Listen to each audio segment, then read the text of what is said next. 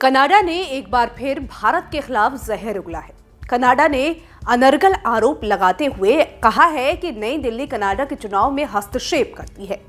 आपको यह बता दें कि कुछ महीनों पहले भी कनाडा ने भारत के खिलाफ गलत और बेबुनियाद आरोप लगाए थे। पिछले साल सितंबर में कनाडा में कट्टरपंथी हरदीप सिंह निज्जर की हत्या के मामले में वहां के जस्टिन ट्रूडो सरकार ने भारत के खिलाफ गलत आरोप लगाए थे। अब एक बार फिर कनाडा ने भारत के खिलाफ बेबुनियाद आरोप लगाए हैं।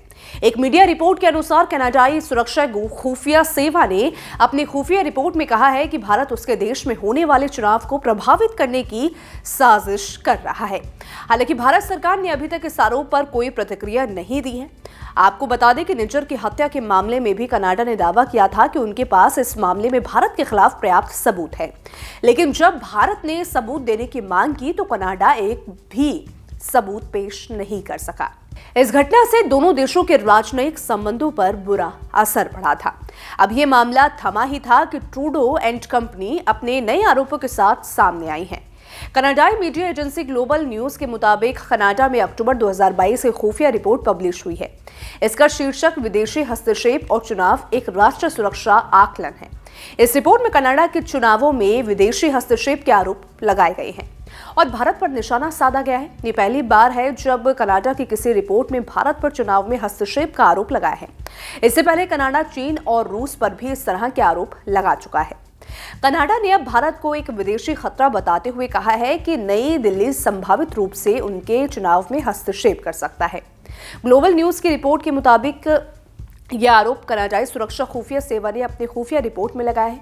कनाडा में पिछले साल फरवरी में विदेशी हस्तक्षेप पर लोकतांत्रिक संस्थानों के मंत्री की ब्रीफिंग में चीन को अब तक का सबसे महत्वपूर्ण खतरा बताया गया था। रिपोर्ट में पीपुल्स रिपब्लिक ऑफ चाइना का जिक्र करते हुए कहा गया है, हम जानते हैं कि पीआरसी ने 2019 और 2021 के संघीय चुनाव को गुप्त रूप से और भ्रामक रूप से प्रभावित करने की कोशिश की थी।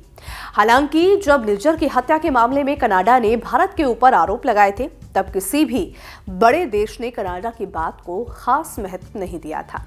कनाडा 5 आइज कंट्रीज का सदस्य है। 5 eyes Australia, Canada, New Zealand, England और अमेरिका का संयुक्त ग्रुप है। उसके मंच पर भी कनाडा ने यह मुद्दा उठाया था, लेकिन किसी भी देश से सहयोग नहीं मिला था।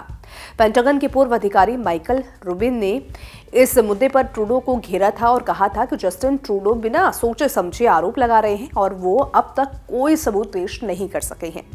जब ट्रूडो कहते हैं कि उन पर विश्वास कीजिए तो कोई भी उन पर विश्वास नहीं करता।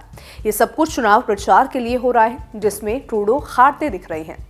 दरअसल कनाडा में साल 2025 में अक्टूबर में चुनाव होने की संभावना है।